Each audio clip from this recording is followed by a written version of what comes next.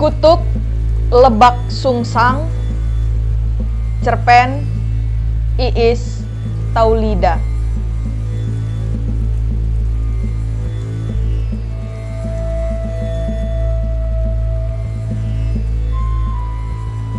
Rudi namaku.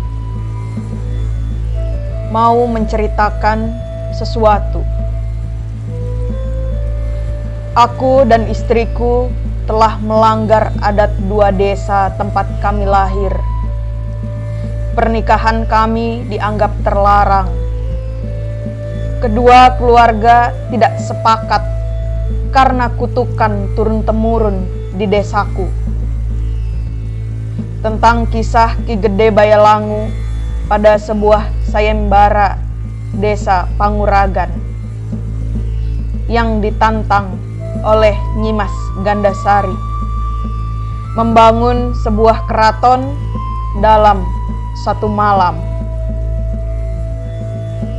Saat Ki Gede berjibaku bersama pasukan silumannya menyelesaikan pura kecil di sebelah utara keraton yang sudah jadi, Nyimas membunyikan lesung padi dan membentangkan selendang kuning menyerupai cahaya. Setelah melihat tanda di langit timur itu, Ki Gede bergegas pulang. Ia merasa kalah. Tetapi sesampainya di rumah, ternyata masih sepertiga malam. Dengan geram dan darah memuncak, ia memutuskan untuk kembali menyelinap melewati bawah tanah, hendak menembus pagar rumah Nyimas. Tapi Nyimas sudah mengetahui rencana Ki Gede.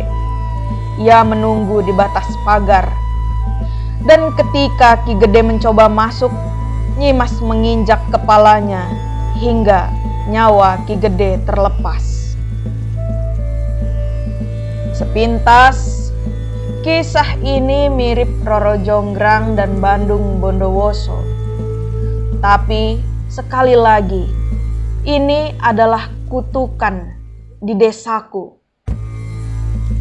Sebelum mengembuskan napas terakhir, Ki Gede mengucapkan sebaris wasiat. Sampai kapanpun anak cucuku tidak boleh ada yang menikah dengan orang Panguragan. Dan hari ini, setelah 390 hari pernikahanku, akan aku kisahkan mimpi-mimpi yang janggal, isyarat dan penggalan teka-teki yang harus aku pecahkan sendiri. Kang, aku mimpi duduk di tepi sebuah telaga. Di sekitarnya tumbuh bunga berduri. Kupu-kupu dan burung-burung kecil terbang rendah. Aku sangat menikmati keindahan itu. Tapi sekonyong-konyong angin menderu sangat kencang. Langit tiba-tiba gelap. Daun-daun rontok, bunga-bunga jatuh berserak, air telaga bergolak, ombaknya susul menyusul mengejarku. Aku tahu tempat ini, tapi di mana? Tuturnya dengan napas tersengal. Hampir setiap pagi istriku menceritakan mimpi-mimpinya yang aneh itu. Kadang ia memimpikan sebuah bangunan mirip keraton dengan seorang laki-laki tua berambut putih panjang, mirip tokoh Gandalf dalam film Harry Potter. Berdiri di depan gerbang, menatapnya penuh amarah. Ia juga pernah tersesat di sebuah pemakaman, bertemu seseorang perempuan cantik yang matanya mencorong dengan senyuman mirip seringai. Tapi istriku tidak pernah tahu Mimpi-mimpiku jauh lebih mengerikan. Aku hampir kehilangan nyawa.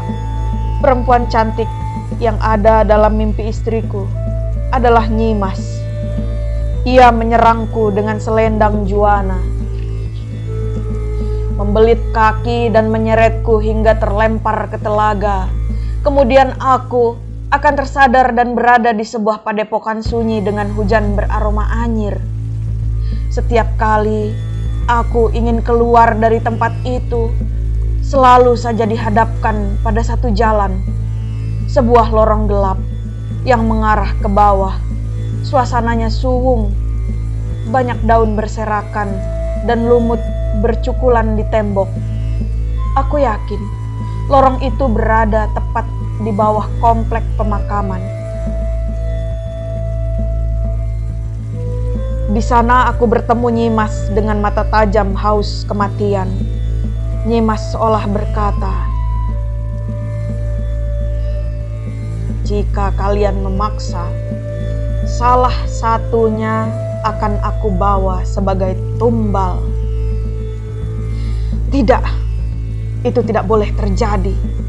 Aku harus menemui Kinarto, satu-satunya orang di kampungku yang bisa membaca tabir mimpi.